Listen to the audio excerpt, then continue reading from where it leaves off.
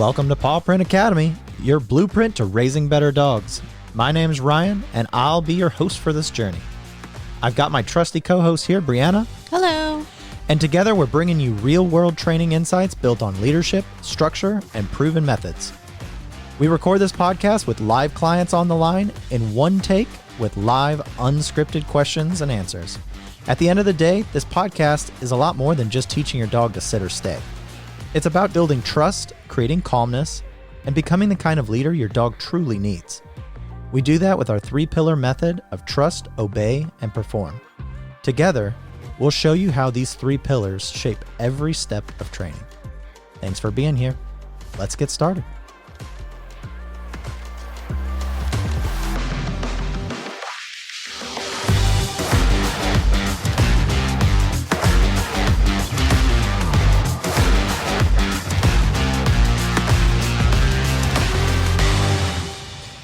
All right, welcome tonight to episode 31, when to stop treating your dog.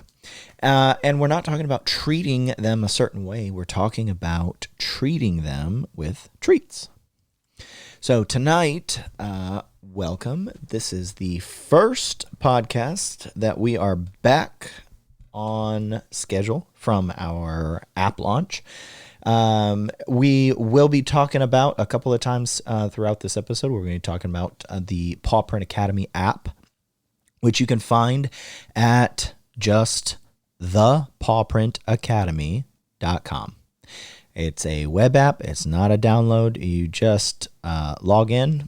You can create a free login. The app is free. You can use 90% of the tools in there. If you are interested in coaching or some of the advanced features or the courses and stuff like that, cool, you can upgrade. But 90% of it is totally free, and I highly recommend that you jump on there because it's just free information. Now, real quick, I also want to highlight for the previous clients, members, and other people that we have worked with before, we have recently changed how we were putting out the information for this podcast call. And this is a call that we call the Pack Leadership call. So this is now accessible if you are listening and you weren't able to dial in tonight. This is accessible inside the app under events and announcements. So if you're on mobile, the app works seamlessly between all of your different devices, whether you're on iOS or Android or Google Pixel, or I think that still runs on Android. I don't know. Yeah. But you can be on a computer, a desktop, a laptop. It doesn't matter. A tablet. That is why we did the web app instead of putting out a different version for each individual thing, right? It's a work in progress. Eventually we'll get to the point where we can put out like a dedicated app per device. Mm-hmm. In the meantime, go to, if you're on your phone, open up Paw Print Academy, go to the top right corner where there's the 3 little dashes. That opens up your menu. You scroll down to events and local, and you'll see right under there, events and announcements. Click on that guy. And if you are a program client or you have access to this podcast call all the time, those people usually that were in our programs, they get lifetime access to dial in and be live on the call and ask questions and answers and all of that. That's where you'll find it. There's a nice little tile right at the top. It'll tell you the date, the time, the link, all of that. You can even set up send a reminder email, and it'll email you and give you a push notification that, hey, we're about to go live. Now, if you are not a subscriber or you weren't somebody that did one of those programs with us, I thought that it would be a cool option to give you guys the ability to still RSVP and get into the podcast. Now, what that looks like is so that we don't have, 40, 50, 60 people all on the call at the same time, I have right now we've got it set to 10 people. What you can do, you get a free login to Paw Parent Academy. You're going to go to the menu and then to podcast. And this is where you can find all of the previous podcasts, but you can also search the entire episodes.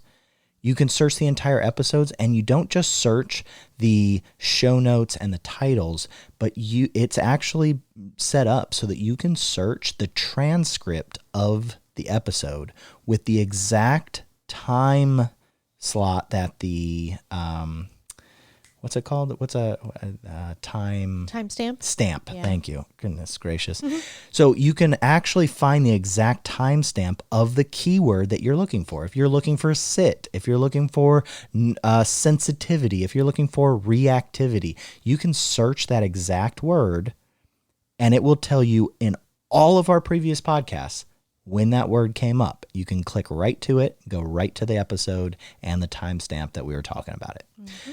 Now, that aside, I set up on the right side of the Paw Parent Academy podcast section here, you'll see a little RSVP now button, and that you see that the title for this week is When to Stop Treating Your Dog, and it says be a guest on the show. You RSVP, and if there's only 10 people or less, we have 10 slots, you just get registered, and it will email you the link the day of the podcast, and you can dial in the day that we actually record the podcast, which is obviously earlier than you're probably listening to this. Mm-hmm. However, you RSVP, and it will send you a link, and then you can dial in and you can be part of the podcast. You can be on the podcast live as we're recording this. You can ask questions. You can be part of the conversations, and we welcome that involvement. Mm-hmm. Now, if we get more than 10, it automatically sets up a wait list, and then if those 10 people, if anybody in there is like, oh, I can't make it, they just bow out, and then it automatically will pick the next person and send you a link. So there we go. Now we've got a setup. Nice. What do we got? An airplane flying over or something? Yeah, helicopter or something. Apparently. Super loud. Holy cow, it's shaking the whole house. All right. Intermission. Give it just a second. We live very close to a military base, and so we get a lot of those guys. Yeah. All right. So that is the news and announcements for today. I should probably create something fun and exciting about the news and announcements. Oh, yeah. Yeah, maybe I can do that. Say, hear ye. Basically. That'd be a good one. Okay, so episode 31, we're going to talk about, this is my soapbox episode. And this is for two reasons. One, I am super passionate about treating dogs. Now, that might sound silly, but I'm super passionate about paying dogs. And that's what we're going to talk about. Yeah. Because recently I have gotten a lot of questions and kind of pushback on, well, I don't want to have to treat my dog forever. And I think that points to a more fundamental misunderstanding about what you're actually doing. Because we're not treating our dogs like we treat children for getting good grades. Like, let's go out for ice cream. We are fundamentally paying the dog for a piece of work that it completed. Mm-hmm. And if you break it down like that, the podcast is over, because I have yet to have a single person argue with me about that when you break it down like that. Yeah. When you're like, Nate Schomer used this exact term on the Dog Pro Radio podcast. So he set it up like that. He's like, well, owners will ask me, well, when do I get to stop treating my dog? And he goes, you mean pay? right? Like that quote is his. I don't want to walk all over it, but I have for sure stolen it. And so Nate, if you hear this, you can come after me. Because I have stolen that because it is such a light bulb moment for people. Because when you break it down like that, you mean pay them, right? How long, and I then go into this example, how long would you work? Would you go to work? You sitting at home listening to this. How many days would you go to work if you knew you were not going to be paid? Yeah, I just used that in the lesson today. And some people immediately go, oh, well, yeah, no, I wouldn't do that. But I would actually argue that you would. And I would argue that you probably would for at least one day, some people for 2 days, some people for 3, 4, or 5. And the reason comes from all of these other motivational things that the dog also participates in. Yeah. And so here's where this gets like science-y, right? So this, when we talk about motivation, you always need motivation. Yeah. You never get to get away from it. But that motivation is tied to what is motivating the dog. It's not tied to a definitive like, well, this motivates the dog to do that. On this day it did, but maybe on this day it didn't. So before we go down that rabbit hole, let's go back to you would probably go to work for a day or two. The reason is because of all these other intrinsic like variables. For mammals, right, one of the 6 basic human needs is growth and contribution. That is a science-y psychology fact. That all humans and mammals in general need to feel like they're contributing somehow. Now, when humans do this, we talk about how it's like a team dynamic. So maybe you go to work for a day or two because you're supporting the team. Maybe you go to work for a day or two because you're like, well, my boss is just going through a rough time. We're going to get through it. You can see the light at the end of the tunnel. You're like, I'm going to get paid. Maybe the owner of the company has promised you back pay. Maybe there's a lot of reasons why someone actually does go to work. And then the final reason is most people go to work for up to 2 weeks at a time before they get paid. Yeah. Some teachers only get paid once a month, right? But the concept is that everyone goes to work for a certain amount of time, but at the point where you've lost the motivation, if you know you're not going to get paid, everyone's like filter for how long they would put up with that is different. Yeah. And so is your dog's. And this is what I want to scream from the rooftop, because your dog, you might have a dog that after one time is like, nope. But you might also have a dog that's like 20 times before they're like, nope. Yep. And what we accidentally do is we push this dog that goes to 20 times. Their number is 20, and we're at like 18 or 19. And we're like, yeah, this dog is amazing. He doesn't even need any treats. He doesn't need anything. He's great. He just listens to me because he loves me. And then you get to number 20, and suddenly the dog doesn't come back anymore. And you go, what happened? I don't understand. Why does my dog just suddenly like not love me? And you point to all of these reasons. Yeah. But you created this because every dog has a breaking point where they're like, I don't think it's really worth it anymore. Just like you would if you weren't being paid. Boom. There you go. Yeah. That's my soapbox for the night. Nice. All right. So now we'll break it down in a little more like structured, but that is like, if you don't listen to anything else, get that one through your head, because if you use that to your advantage, that's where this like the storybook dog loyalty comes from.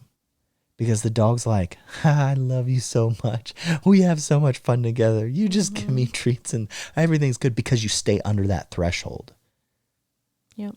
Because as long as that dog that goes to 20, that's their number, that dog that 20 is their number. As long as you're at 18 and then you start treating them again, and then maybe you don't treat them for like 1 through 10, and then you start treating them again, they'll just keep working for you. Yeah. But as soon as you exhaust it and you get past there and you end up past the threshold of motivation, you're done. Mm-hmm. And now you got to back it up. All right. Anything to add before we jump in? No, that was a good one. All right. Treats are a teaching tool, right? Not a lifelong crutch. And the goal is to transition from food dependence to reliable obedience, driven by clarity, consistency, and leadership. That is the core idea for the night. Yeah. Treats are like training wheels. Right. Because it's not about the actual treat. It's about the payment. Mm-hmm.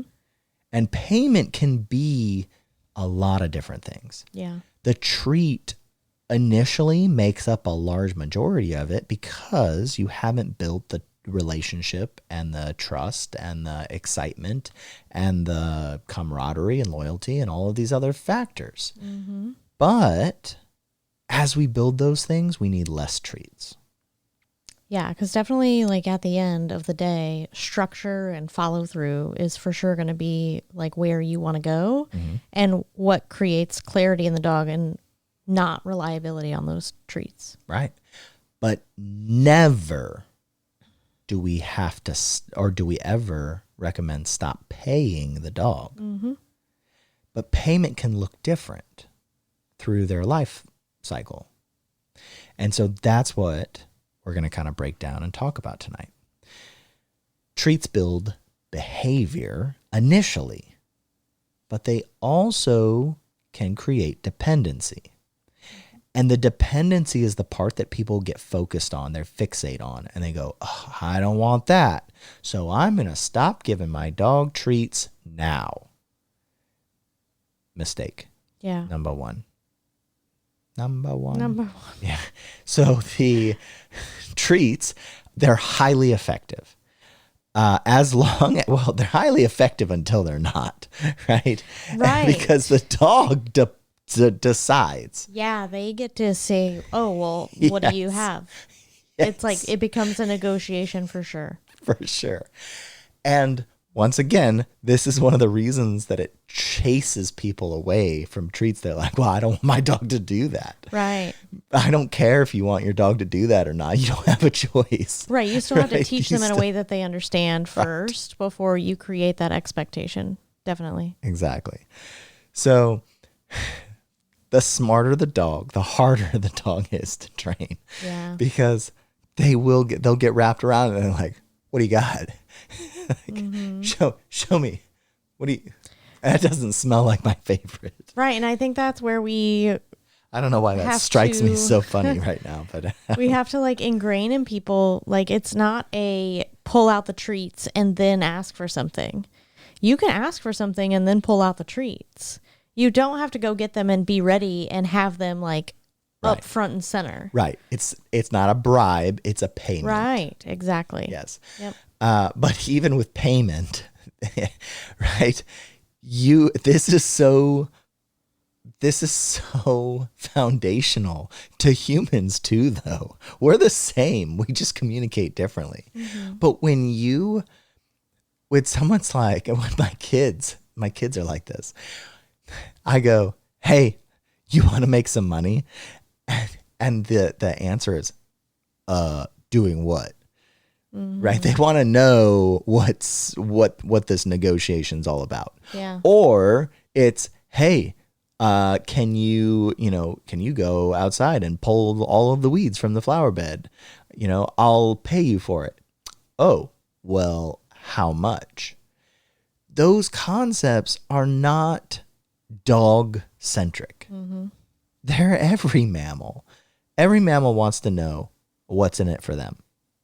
So you treating your dog like they should be this robot is going to just lead to sadness and upset, a friction between you two. Yeah. All right.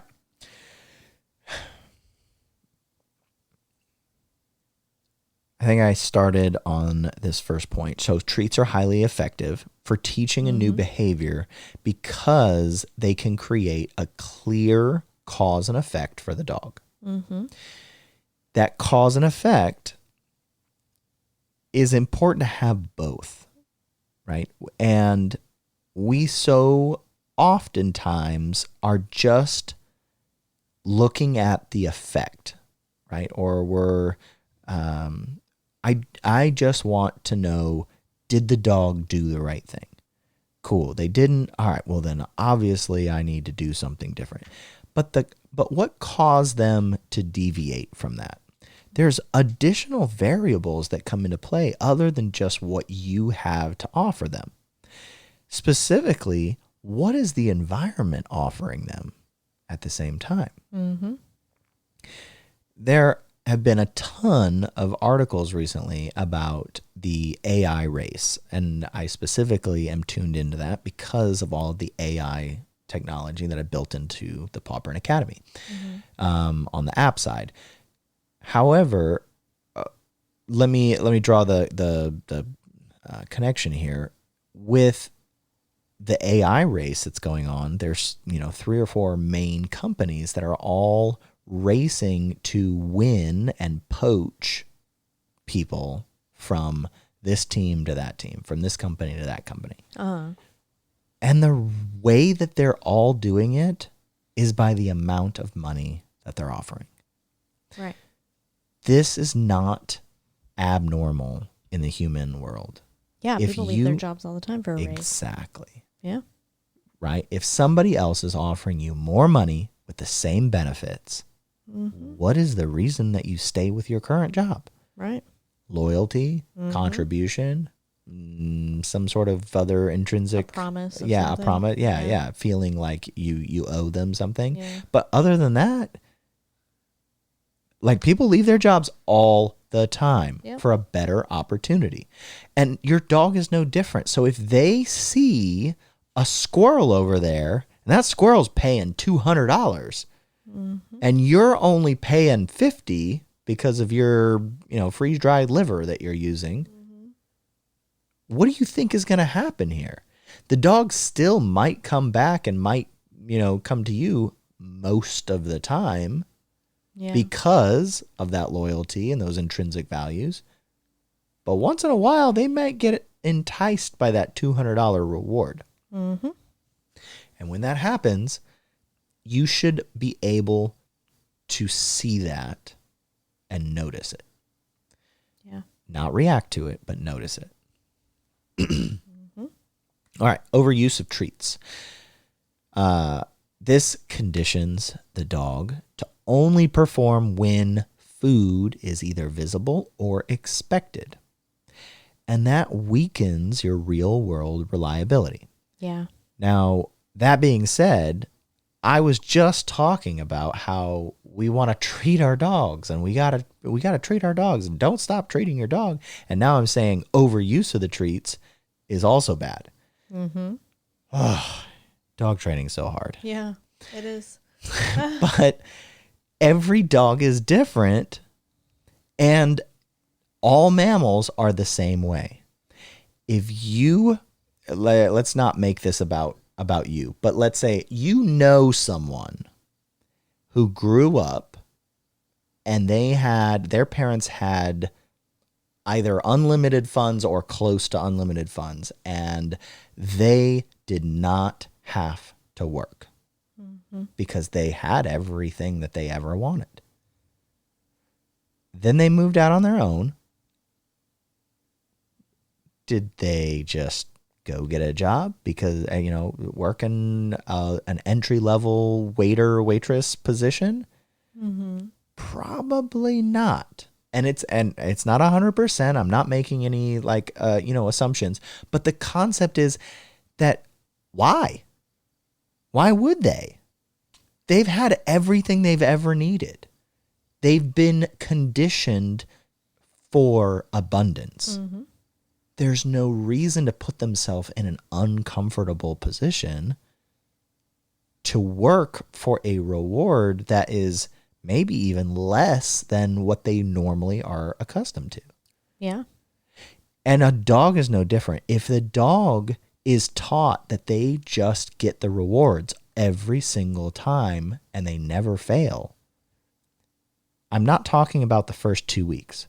The first 2 weeks, pretty much across the board, unless the dog is just, kind of standout, we're going to probably treat that dog every time they do the right thing. Yeah. But eventually, we've got to raise the bar because otherwise they start to find that they always succeed. They always get the treat. They always get what they need. Right. And it's always levels to training your dog, right? If in the beginning they're a kindergartner and they're just learning, you have to give them more support and more motivation in order to do something. So yeah, we'll have a treat pouch on and we'll carry it around and we'll reward. But by week 3, I might have rewards in my pocket, but I'm not really wearing my treat pouch anymore because typically that becomes a cue for dogs. You put a treat pouch on and they're like, oh, we're going into a session. Now we're training. Now I should listen. Right. So then you keep the rewards hidden and then you can move to, cool, maybe I have one, maybe I don't. Sometimes you get one, sometimes you don't. Right. And we're going to talk about that towards the end. We'll talk about some variable ratio type rewarding schedules. However, the concept is just that we need to be in the middle between underuse and overuse. All right. Now, dogs should not need to see food to respond. This is what we call bribing. They should understand the command, and they should comply based on training, not negotiation.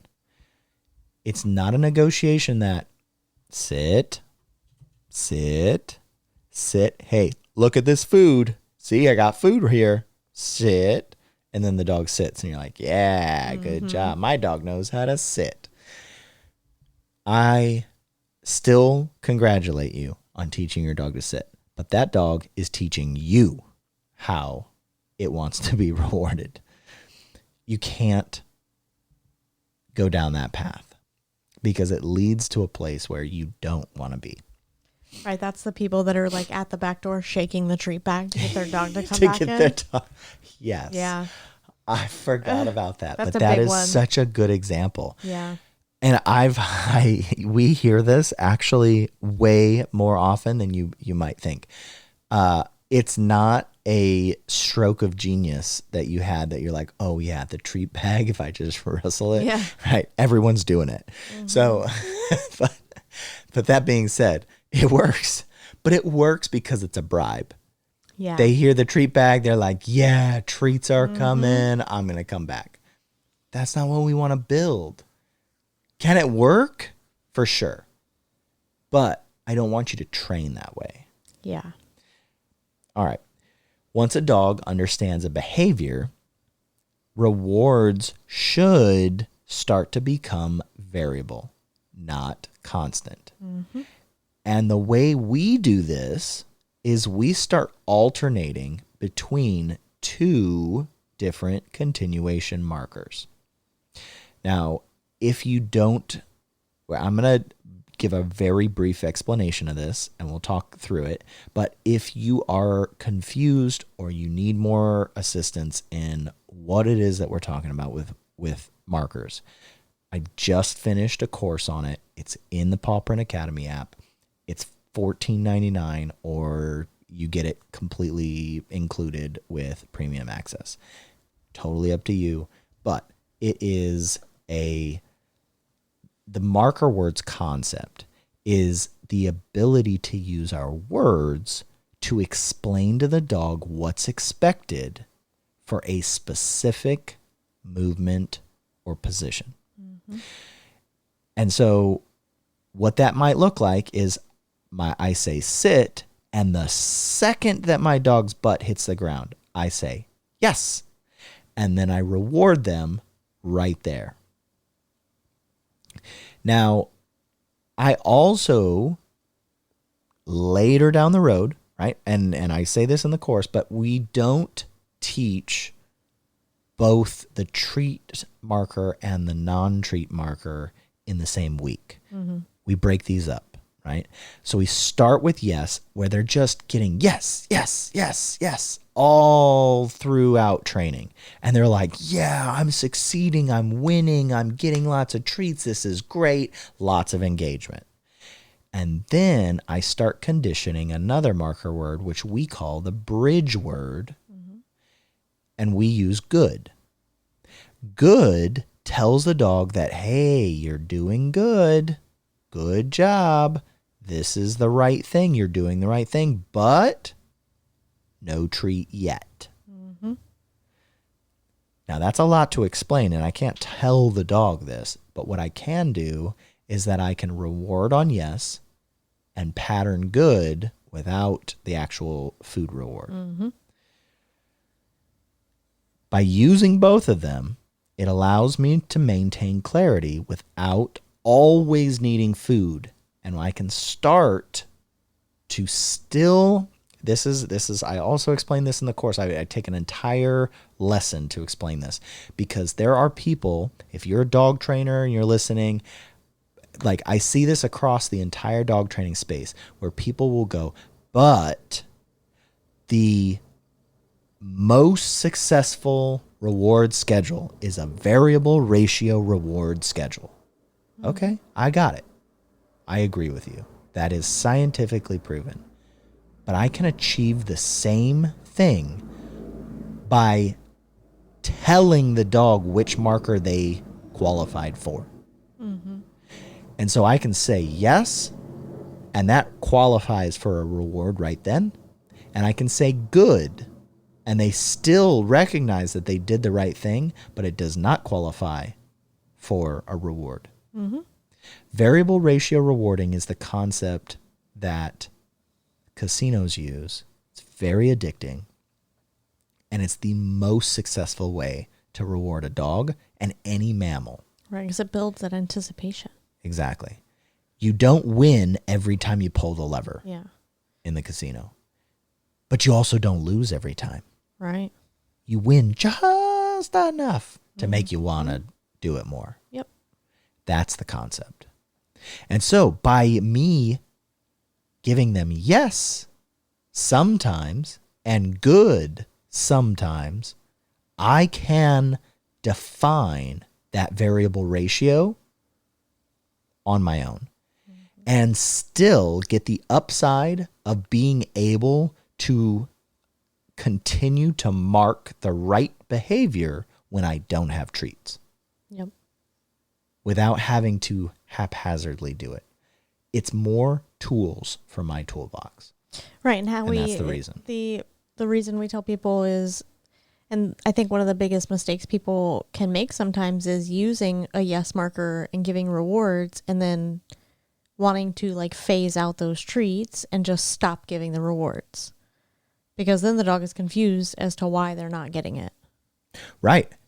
This prevents me, by us using both of them, it prevents me from ever lying to my dog. Mm-hmm. I worked so hard, and with my dogs, I have worked for, as I raised the Dexter, right? As I've raised him from a puppy, I have worked for over a year at building value in yes. being related to a treat.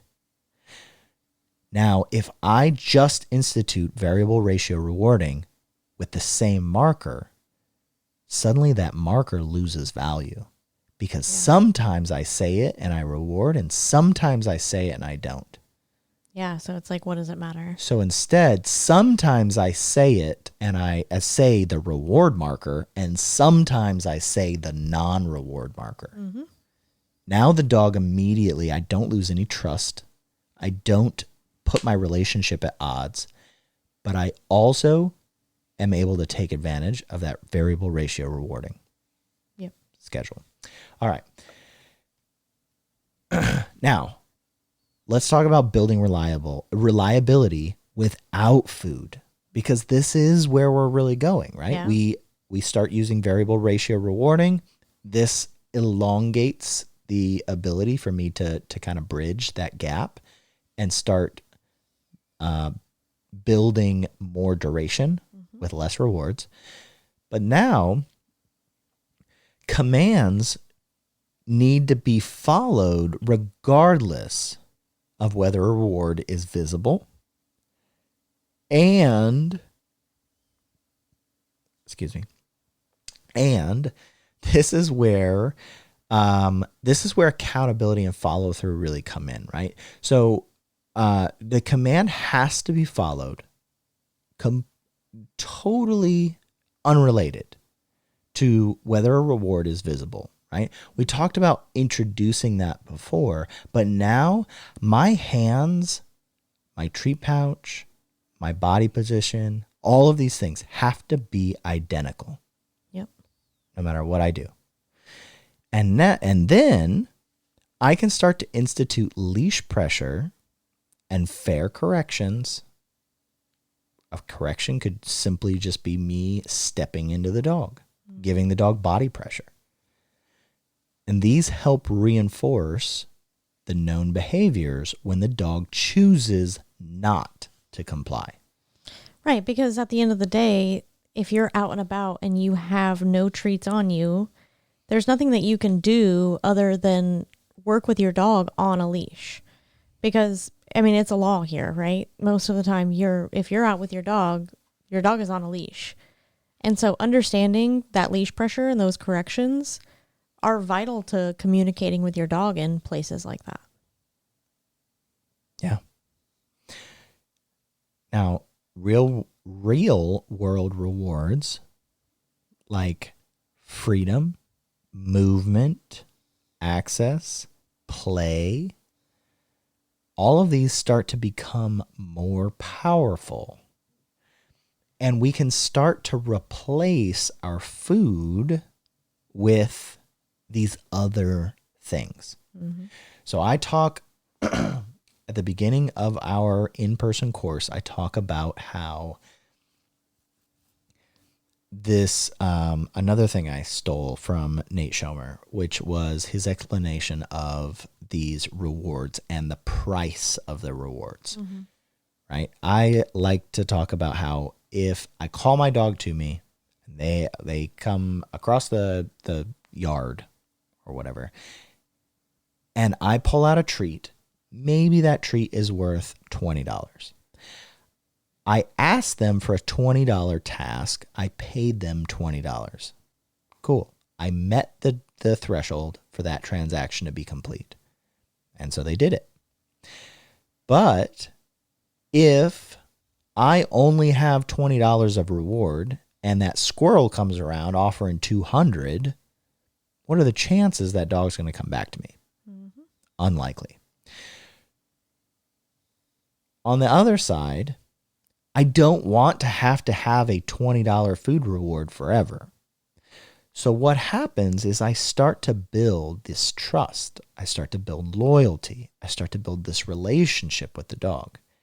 And eventually, through training and time, I build up $1, $2, $5, $10 of relationship currency.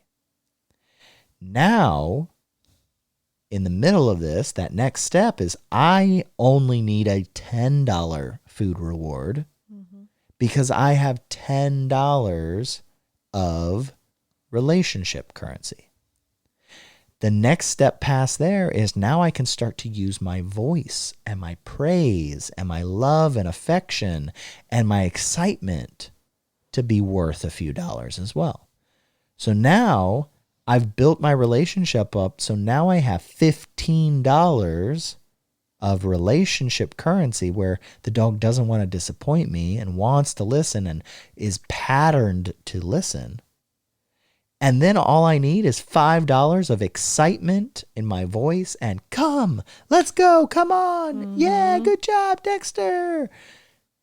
And he's like, yeah. Yeah. And then he gets to you and you reward him with that pet and the fun and the praise and the hug and the let's go and let's do something fun. Mm-hmm. And now you've still met the $20 payment for that $20 task, but without food. Yep. That should sum up what we want to accomplish.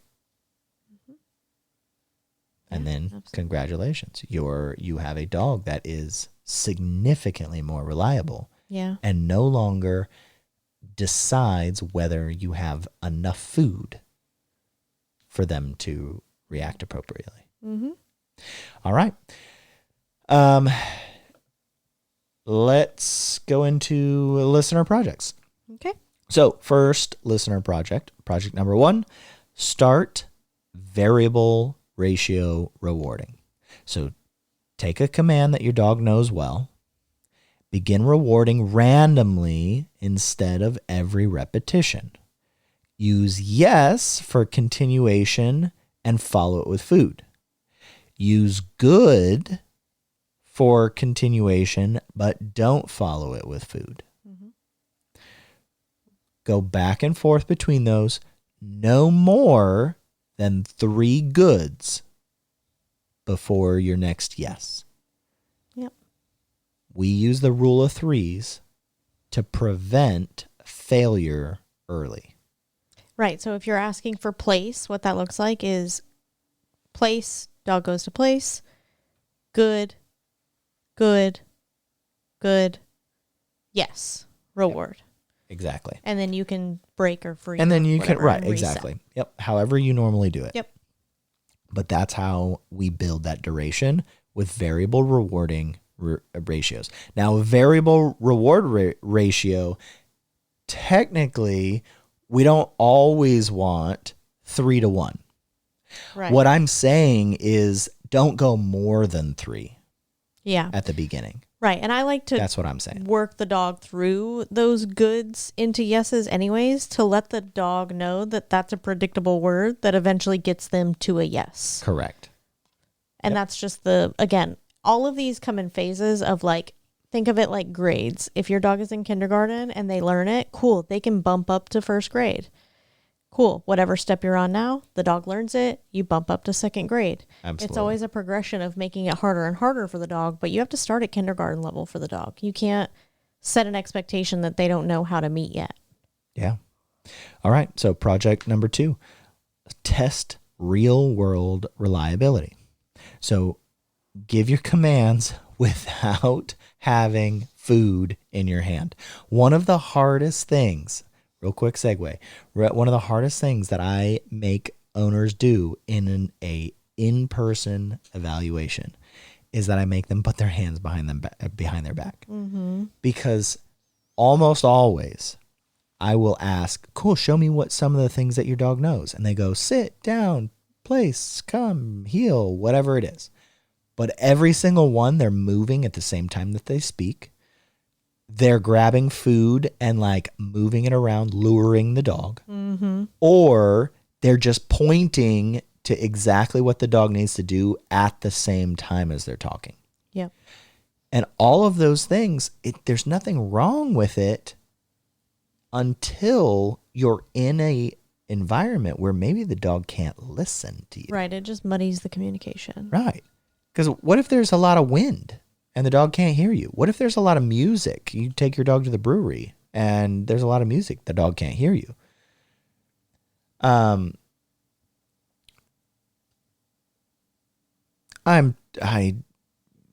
apologize. I said that completely backwards. I was moving on to the next thing already. um, those are examples of how if the dog can't hear you, they may not respond to you verbally. But that was actually backwards of what I wanted to explain. If your dog is in a field and they are moving away from you, right, and the wind is blowing and you're calling them, right, and you can't point, hey, come here, right, you may be up a creek. You may be without a paddle. Because if the dog can't see you from whatever situation is going on, the dog's not going to respond the same. And so me telling the person to put their hands behind their back is simply to see, is the dog really responsive to a verbal command or not? I said that completely backwards and upside down, so sorry if that was confusing. Now, so let's talk about the real world reliability test. Give commands without having food in your hand. That way your dog is actually listening to your words. Don't use your hands to overshadow your words either. If the dog complies, reward with praise or delayed reinforcement, like we talked about, that variable ratio rewards schedule. If the dog ignores, follow through with guidance. That can be either pressure on the leash, guiding them to where they need to go. That could be stepping into them, giving them that body pressure. Whatever it is that it is appropriate for that situation, guide them to success. Then track where your dog succeeds and where they hesitate. Put that into the app. Right? The logging features are extensive in the Paw Print Academy app. Take the opportunity, pull it open, tap, tap, tap, put in a log. What you can do is you can go back later, not in the heat of the moment, and you can put in all of the details. Additionally, you can set up now pre-programmed things that you do a lot. Right? Like let them out to potty for the evening, right? Evening potty routine, or went for a walk, or did this or did that. Now you've got 4 pre-planned template options right at the top of the screen. You can put in whatever it is that you want in there. You click it, and literally with one tap, you've logged that. Now you can go back in later and put in more detail when you have time. Now you can literally just grab your phone, swipe it open, tap, tap, boom, done. And you have a log of, hey, did this go well? Did it not go well? What distance was the dog when it went well? What treats did I use when it went well? Is the dog adjusting? Is the dog not adjusting? Do they like these treats? Do they not seem to like these treats? Now you have clarity that you can act on, and that should help. All right, that is all I've got. You got anything else? Yeah, I think just one more thing to add is, because when we talk about taking out food, it doesn't mean that you can't add food back in. I'm a huge fan of like breakfast in the morning. I'll grab one handful and just do something like fun with the dog for like 2-3 minutes, and then we can move on to like having the rest of their breakfast. But it doesn't mean that you can't use it as motivation or encouragement to learn something new, or, just to build excitement in your dog if you need that motivation for them. So don't be afraid to use it still, although not every day in every scenario.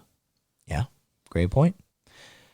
All right. So with that, I'm going to start closing it out.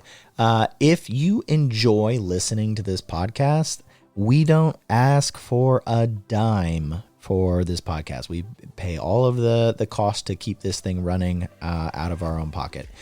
I don't believe in ads. I don't believe in the whole ad-supported nonsense. All that you could do to show me and show us that you want this to continue is just jump on that app. Jump on the app, so we can talk to you. Ask questions in the community. We'll respond personally. And be one of those advocates for more information. Start being the person that gives other people that information that you've learned. This is how we all get better. Jump on there at thepawprintacademy.com. Love to see you in there. Send me a message. Give us a like. Give us a review. Tell us how we're doing. I've got a thick skin. I'm always trying to improve. Thanks, guys. Have a great night. Good night.